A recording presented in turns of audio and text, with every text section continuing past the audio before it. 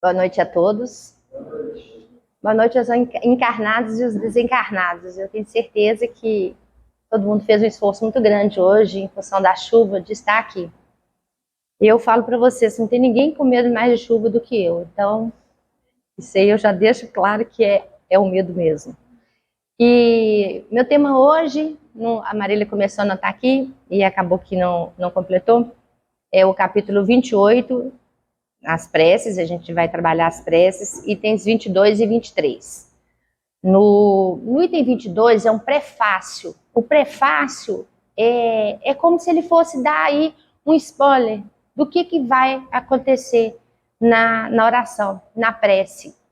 Mas uma das coisas mais importantes que eu percebi nessa coletânea de preces que foram listadas aqui por Allan Kardec, auxiliado pelos espíritos, é a leveza das preces. Não foi usado palavras rebuscadas, não foi usado aí palavras de um contexto difícil. Na verdade, são orações, são preces muito simples. E essas orações, elas atingem diretamente o nosso coração. Nesse item 22, o trabalho vai ser ação de graças pela vitória obtida sobre uma tentação. Lembrando que a tentação aqui, a gente pode ter duas vertentes. Pensar numa tentação material. Imagina aí, eu quero comprar um carro e não tenho dinheiro nem para pegar um táxi. Eu quero uma roupa de marca e não tenho dinheiro nem para uma costureira fazer a bainha de uma calça.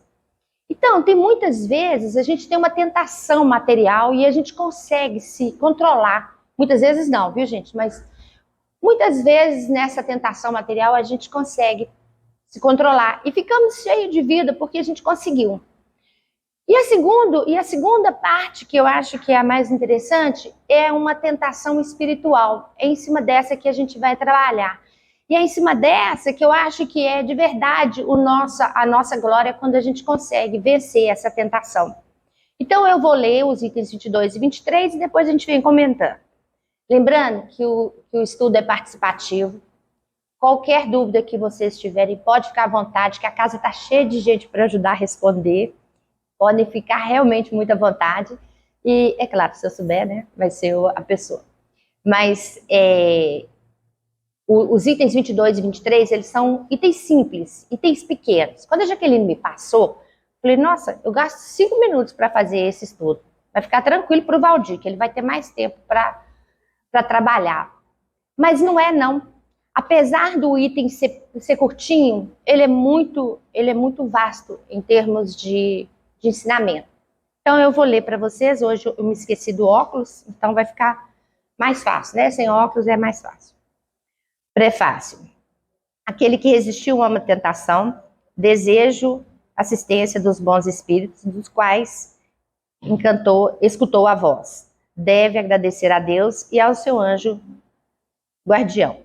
Então, é um prefácio dizendo que essa oração é para agradecer ao anjo guardião, aos espíritos superiores, por ter vencido uma tentação. A prece também é uma prece simples. Vamos lá.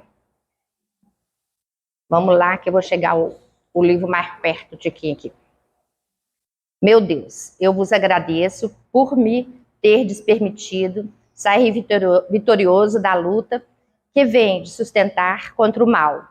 Fazer com que essa vitória me dê a força de resistir a novas tentações. E vós, meu anjo guardião, eu vos agradeço pela assistência que me destes.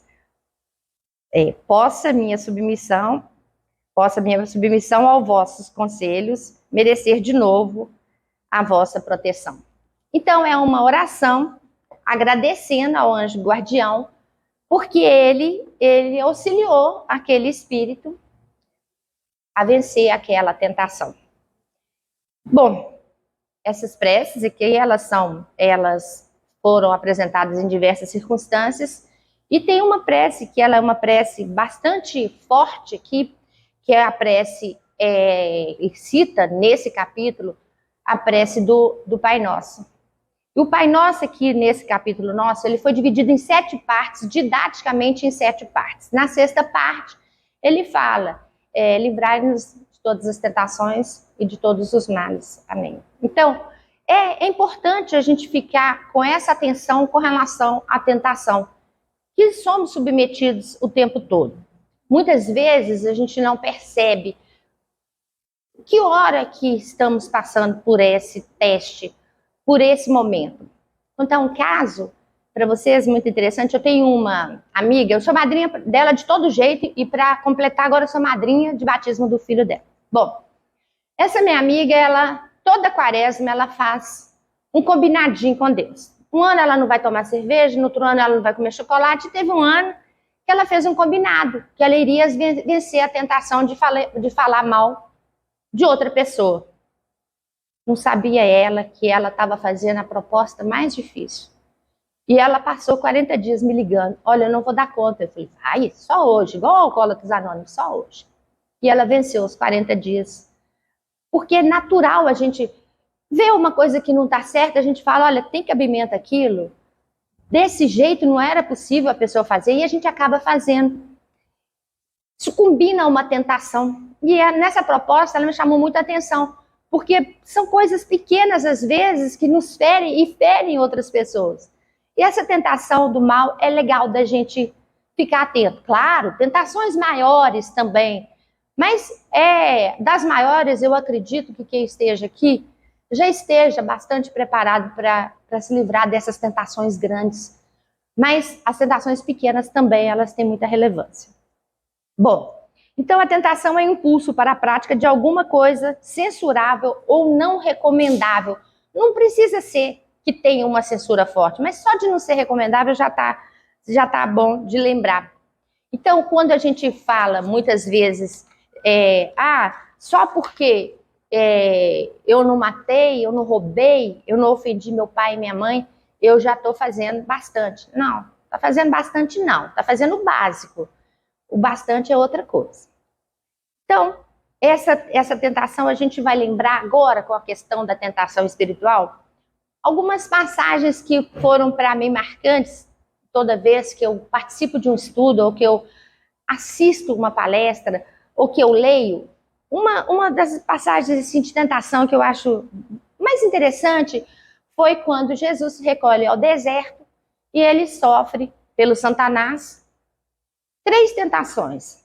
Gente, tem 2 coisas aí que eu acho que nas minhas leituras eu vejo, eu percebo, e nós tivemos aqui na casa, no último estudo especial, Marcos Machado, e o Marcos Machado falou uma coisa muito interessante. Às vezes esse deserto a qual Jesus se recolheu é o deserto interno, porque, venhamos, Jesus não precisava de ir para o deserto para ele se purificar, para ele depois trabalhar os 3 anos que ele trabalhou. Ele não precisava.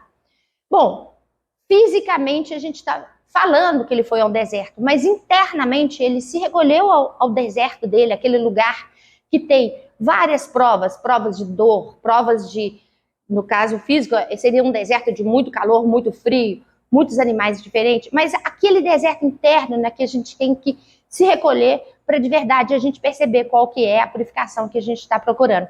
E nesse deserto, quando na primeira tentação Satanás provocou Jesus, provocou na questão que mais ofende a gente, é a comida. Quando a gente é privado de comer, então uma questão material. Quando o Satanás fala com ele, olha, se és filho de Deus, manda que essas pedras se transformem em pães. Jesus olha para Satanás com uma dó e fala, meu amigo, você não está entendendo nada. Eu não preciso disso, não é assim. E Jesus fala para ele assim, não só de pão viverá o homem, mas de toda palavra que procede da boca de Deus.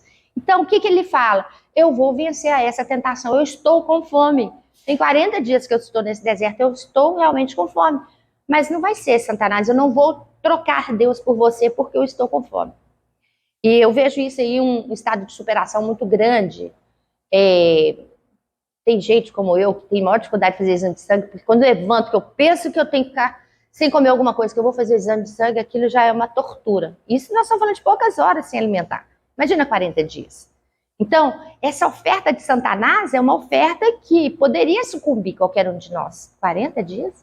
Eu estaria ali, e aí vem Satanás com essa proposta. Bom, para Jesus Cristo obedecer ao seu Pai, em sua maior necessidade, seu corpo estava em segundo plano. Então, não estava muito importando aquela questão da fome, ele estava em outro plano, ele estava em outra dimensão. Aquela tentação não ia gerar para ele, na verdade, o que Satanás buscava, que era a redenção, tipo assim, ele vai me servir em detrimento a Deus, porque eu estou oferecendo uma coisa que ele quer muito. Não foi assim que aconteceu. Na segunda tentação, quando Satanás leva Jesus à cidade santa e o coloca no ponto mais alto, aí ele faz uma outra oferta. Pode pular lá embaixo. Pode pular lá embaixo, sabe por quê? Os anjos vão te amparar. O seu Deus vai te amparar. Pode pular. Não vai ter problema. E é como se Satanás tivesse dúvida que Jesus iria ou não se render àquela tentação. Aí, o que Jesus fala com ele?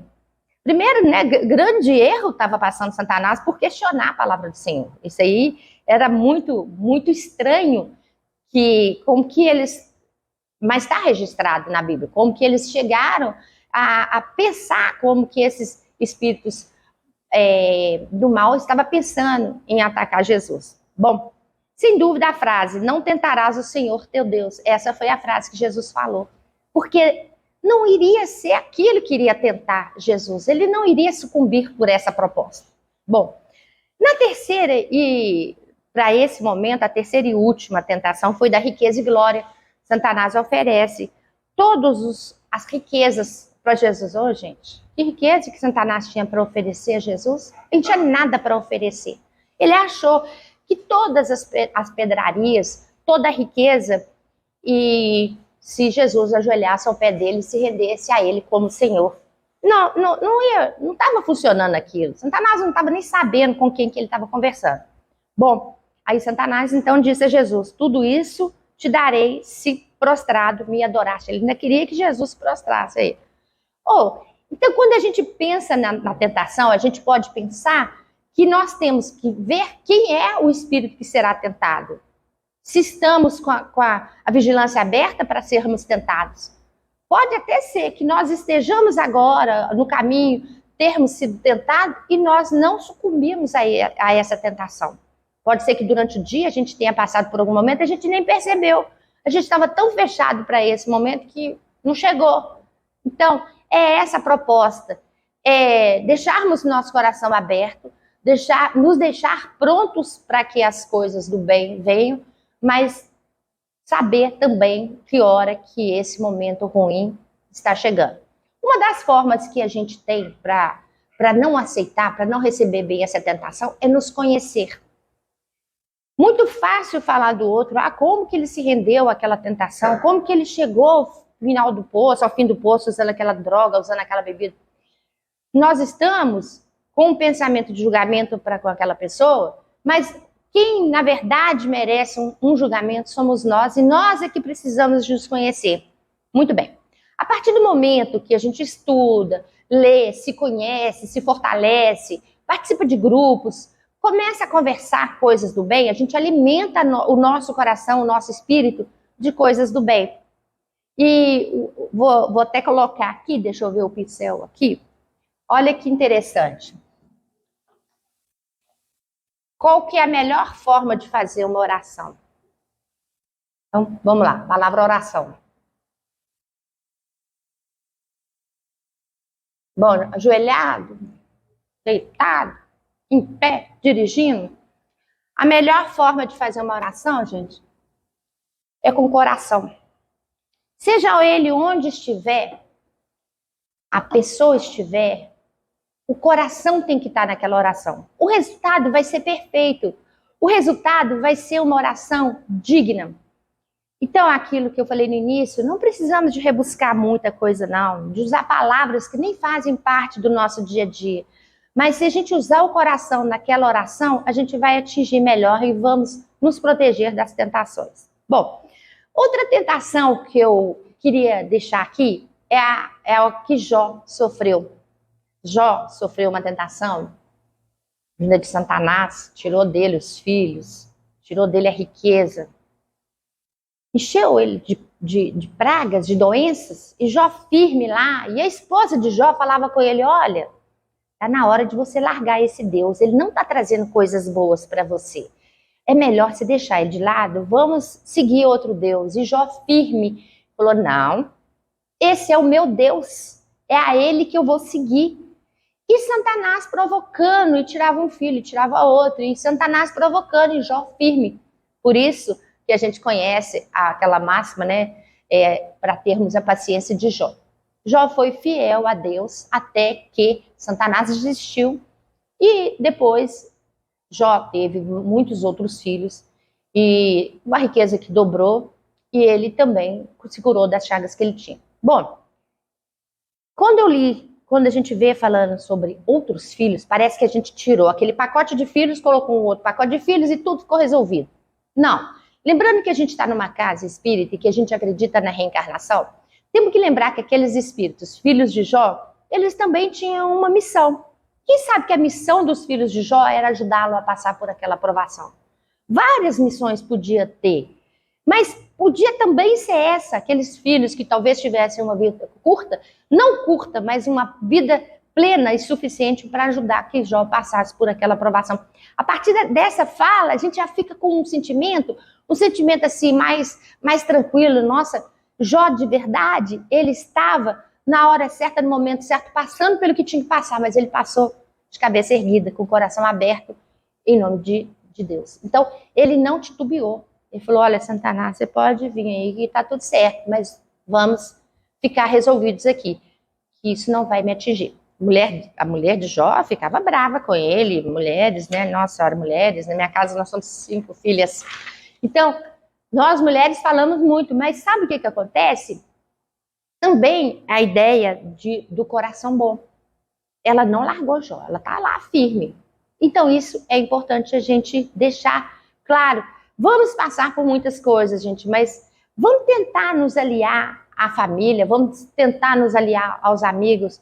Não vamos perder pontas importantes e generosas, não. Isso que nós estamos vendo hoje com essa casa cheia aqui, dá para ver claramente que nós todos queremos alguma coisa, nós queremos algo mais. Nós queremos aprender a vencer as nossas tentações. E isso é importante que a gente consiga mesmo.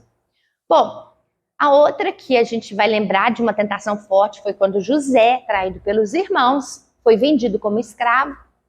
Não bastasse toda a tortura de viver como escravo, ele vai parar como escravo na casa de um dos oficiais do faraó, o capitão da guarda, que chamava Potifar. A esposa de Potifar, vendo o escravo, bonito, né, gente? Um escravo possivelmente pegava muito peso, todo sarado lá.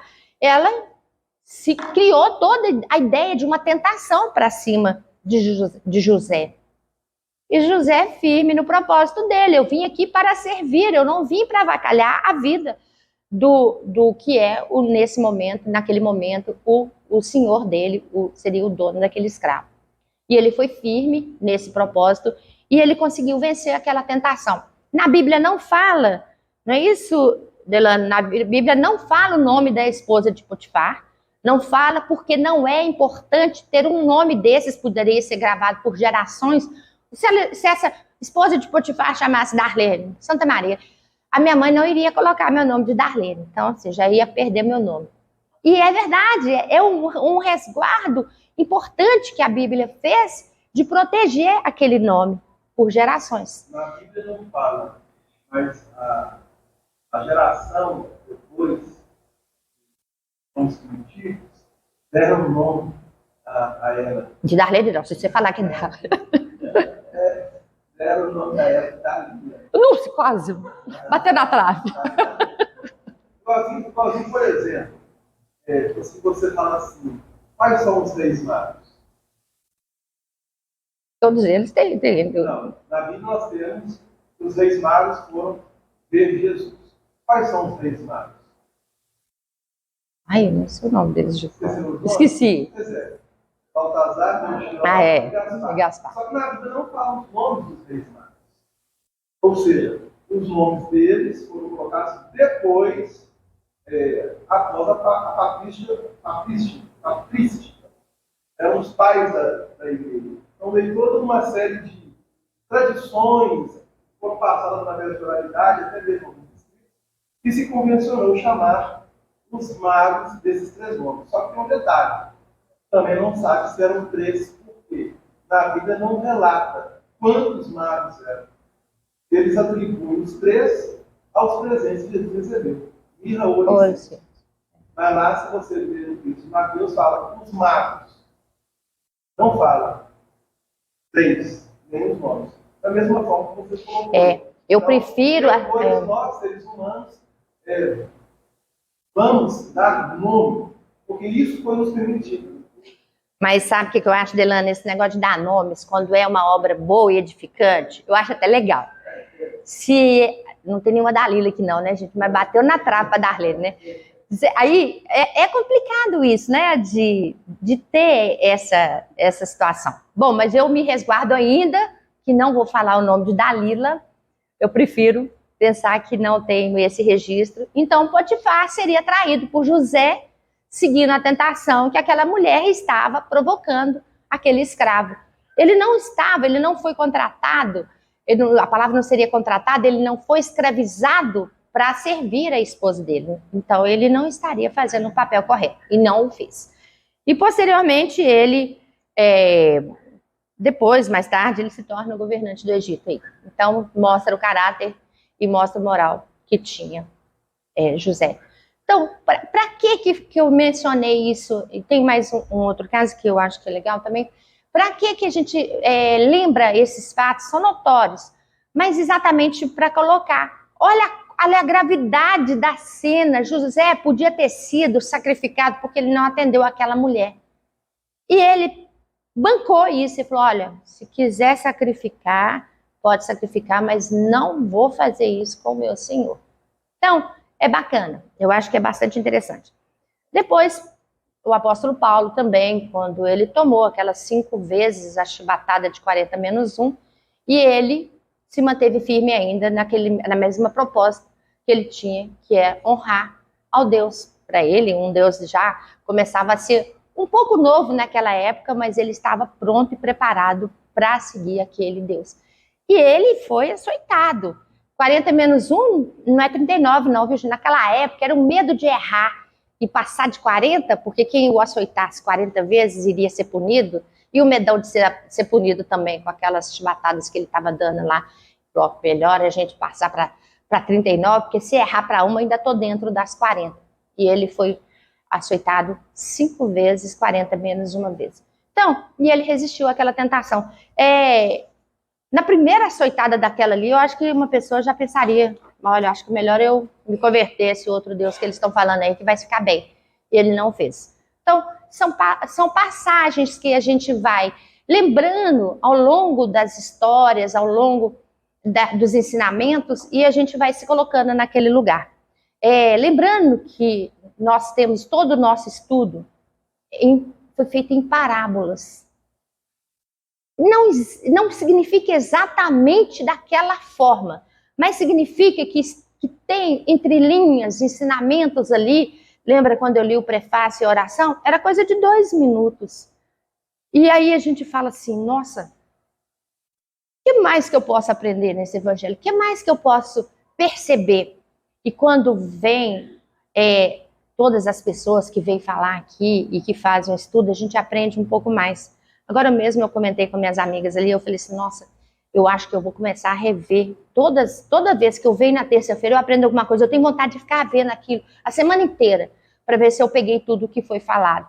Então, é de um conteúdo magnífico, é de um conteúdo maravilhoso. E eu tenho a honra de participar da quarta-feira do estudo, então eu ainda tenho mais o meu segundo tempo aqui na casa, e adoro vir. Eu acho que é bem legal, são propostas muito reais que a gente tem de seguir uma vida plena e justa. Bom, coloquei aqui mais outros exemplos, mas não vou seguir os exemplos, não. Eu quero falar sobre nós. Qual que é o trabalho que nós temos para vencer essas tentações diárias? Qual é o verdadeiro sentido de sermos simples, de sermos plenos? Não é fácil, gente. Pode falar quem quiser falar, tranquilo. tranquila, eu levantei e já saí da minha casa com a convicção de que nada vai me atingir. E muitas vezes, gente, um erro pequeno, nós vimos ontem no acidente de 11 horas da noite, um erro praticamente pequeno fez um estrago na vida das pessoas, um estrago na vida material das pessoas, no desencarne de outras. E era uma bobagem, era um errinho básico, mas um errinho que foi muito fatal. Então, talvez o que a gente considere hoje que é um erro pequeno, a gente está aí pensando em coisas grandes, eu errei um pouquinho, mas foi um pouquinho tão relevante que fez toda a diferença. Então, não dá para a gente abrir essa guarda aí. Nosso dia a dia que estamos vivendo, estamos recebendo aí, são muitas vezes várias ofertas expressas, né, de tentações. Bom, a hora de agradecer. E nós temos nos estudos espíritas várias contribuições de Emmanuel, eu citei alguns aqui, Joana de Ângeles, várias contribuições de espíritos, Chico Xavier, que nos ensina a agradecer, a termos esse sentimento de gratidão. Porque agradecer seria falar muito obrigado, tá? Mas como que é esse sentimento lá dentro, lá no íntimo da gente? O que a gente está sentindo quando a gente tem um agradecimento? Vou ler uma passagem pequenininha do Emmanuel que fala assim. Primeiro, Emmanuel, a gente já está sabendo aí que é o nome dado pelo médium Chico Xavier, é o espírito que contribui e autoria de grande parte das obras psicografadas por ele. A dor é um constante convite da vida, a fim de que aceitemos uma entrevista com Deus. Então, quando a gente estiver sentindo dor, a gente tem que pensar o seguinte, olha, mesmo assim eu posso agradecer. Ah, então tá, eu vou agradecer porque eu perdi um emprego? Quem sabe que é uma sacudida naquela hora para rever a sua profissão, ou o seu comportamento, ou a sua capacitação. Por que eu vou para casa com aquele sentimento de derrota porque eu fui demitido? Na verdade, eu posso ter dois sentimentos, o da própria derrota, cabeça baixa, e pensando, meu Deus, com essa dificuldade que está no mercado, como que eu vou me arrumar? Outro vai voltar para casa e vai falar assim, bom, entendi o recado, foi uma açoitada no lombo, mas eu entendi o recado. Eu vou me preparar e agradecer a oportunidade de abrir meus olhos e me preparar um pouco mais. Ah, um outro tipo de agradecimento. Como que eu vou agradecer se eu perdi meu marido ou perdi meu filho? Gente, lembrar primeiro uma coisa. Vamos pensar aí um companheiro que partiu. Ele teve a honra de viver, teve a honra de ser encarnado e de ter tido a oportunidade de trabalhar um pouco mais na evolução. Então, se a gente pode fazer duas coisas, ou pode o tempo todo reclamar que Deus não foi aquilo combinado, ou falar, olha, foi tudo bom, valeu. Imagina uma mãe que briga com o filho, que o filho briga com a mãe o tempo todo, como que ela vai agradecer? Quer saber? Para começar, agradecer porque foi mãe, agradecer porque teve a oportunidade de ser mãe. Agradecer porque Deus deu a ela a oportunidade de proteger aquele espírito como mãe. Então, o tempo todo a gente está aí pensando, olha, eu não teria o que agradecer, ele só me trata mal, ele só me responde mal, ele só me faz coisas ruins. Não, primeiro, ele que te buscou para ser mãe ou pai, ele que te buscou e falou, olha, eu quero aquela ali que vai ser a que vai caminhar comigo. Engraçado que mãe e pai caminham, mesmo que o passo seja errante, a gente está lá, a gente está firme. Ah, mesmo que eu precise dedurar o meu filho, porque ele fez alguma coisa que não foi devida, eu vou dedurar meu filho, e ele vai, de alguma forma, ter que pagar pelo que ele fez. Aquilo ainda é um ato de amor. Então, tem várias formas de gratidão. E é o que o texto nos chama a atenção. Rendermos ação de graça. Como que eu vou render? A partir do meu momento, do meu coração livre, tranquilo, e eu começo a perceber coisas importantes para eu agradecer. Essa, já até falei aqui em outro estudo, eu quis muito ser mãe, eu fui ser mãe 5 anos depois que eu que eu casei. Ai, meu Deus, que tortura! 5 anos para quem queria ser mãe no mês seguinte. Era muito tempo. Mas eu acho que eu precisava daquele tempo para poder perceber o que era o papel de ser mãe. Então, eu agradeço a Deus esse pit stop, esse momentinho que ele me deu de 5 anos para eu entender o tanto que eu agradeço hoje de ser mãe daquelas 2 criaturas. Gente, fala assim, não, tudo facinho ser mãe do Matheus e Rafael. Olha aqui, não é. Não é facinho. Não é facinho ser mãe de ninguém. Não é facinho, sabe por quê? Porque para eles também não é facinho ser filhos da Darlene. Mas o facinho ou o difícil depende do que a gente está propondo. Eu agradeço imensamente de ter essa condição de tê-los como filho. Então, é tudo visão. É como que a gente enxerga uma situação. E a gente tem que começar a perceber isso. Senão a gente fica ferro e fogo brigando com Deus e todo mundo. Às vezes, para quê? Que sentimento que é esse de o tempo todo se duelando, se gladiando? Não precisa. A gente tem coisas melhores para fazer. No ano passado, nesse curso da quarta-feira, nós estudamos alguns livros da Joana de Ângeles. Aliás, do ano passado e do ano retrasado, uma obra que quando começou, eu falei, meu Deus, eu leio uma linha, não entendo, eu leio um parágrafo, eu não entendo. E eu comecei a questionar o meu não entender. Eu acho que eu estava com a ideia tão fixa que Joana de Ângeles era de uma forma que ela escrevia tão complicada que eu não queria aceitar que eu poderia entender. Ao longo das leituras, ao longo dos estudos, eu fui percebendo a condição que ela nos passava, condição psicológica, de amadurecimento, de amaciamento desse espírito para a gente começar a receber de uma forma com mais gratidão. Gente, eu já contei um caos, né, que foi da minha amiga, que eu sou madrinha dela de várias formas. Eu vou contar um outro caso que me aconteceu essa semana. A chuva entrou aqui no cantinho, mas a chuva entrou lá em casa também e fez um estrago bom.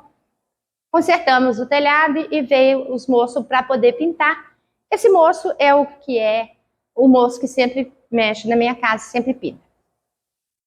E eu sabia que ele teve eu já tinha um conhecimento que ele teve um problema no passado, e teve um AVC, e a minha irmã falou, não, pode chamar o Geraldo, porque ele teve um AVC, mas ele foi tranquilinho. Aí eu liguei para ele, não, tô preparado, pode me chamar. Combinando, trabalhou no sábado à noite, quando ele terminou o serviço, que eu fui acertar com ele. Eu, né, toda pronta, pois é, você teve AVC? Ele falou, tive, Darlene, ficou feio. Eu falei, mas como ficou feio? Ele falou assim, eu tive AVC, fui para o hospital, imediatamente entubado e fiquei 15 dias entubado. Já estava ruim para mim esse tanto. Vamos continuar. Passou por todo aquele processo. Sim, depois que ele teve alta do CTI, ele foi para o quarto. 5 dias depois, ainda no quarto, ele teve outro AVC. Voltou para o CTI. Tornou-se entubado. No relato dele, ele falou assim, sabe, Darlene, mas tem muita coisa boa. Lá apareceu um médico, eu estava entubada, apareceu um médico, e ele ia me visitar todos os dias. O médico estava com um jaleco branco. Ele pegava na minha mão e me fazia o exercício de respiração. Respira, Geraldo, 3 vezes. Aquele era o combinado, ele deveria respirar 3 vezes. E o Geraldo falou que um esforço para respirar, ele não conseguia respirar.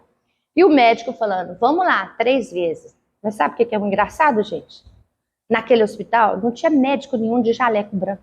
Eles estavam no CTI e os jalecos eram verdes. E ninguém mandava ninguém respirar porque estava entubado. Quem está entubado, eles deixam ele quietinho. Quando ele acordou, que ele saiu do processo de intubação lá, e do processo de... Eles têm um remédio, né, que eles dão para a pessoa. Depois desse passo, ele pediu que trouxesse o médico que ele queria agradecer pessoalmente. Mas não existia o médico. E ele falou, meu Deus, será que eu ainda estou sedado? Ele estava aqui comigo todos os dias, me dando a mão. Aí as pessoas, não, Geraldo, como é que ia mandar você respirar? Você estava entubado.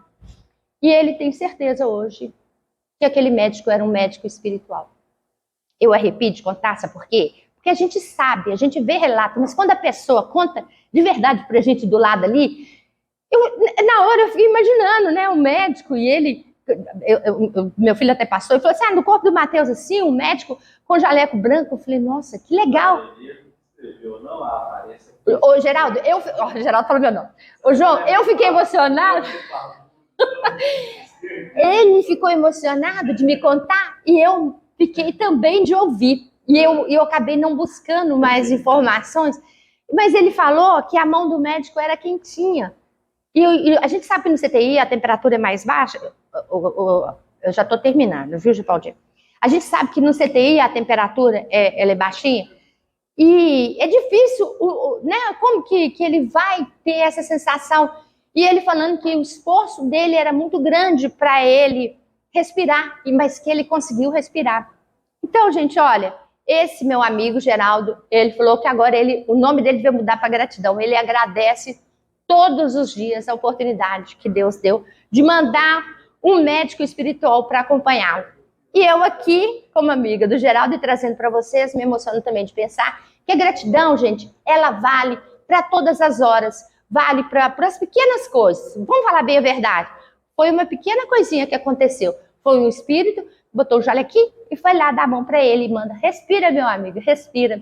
Então, eu peço a todos que respirem. Respirem, gente. Muito obrigada, viu? Obrigada a todos.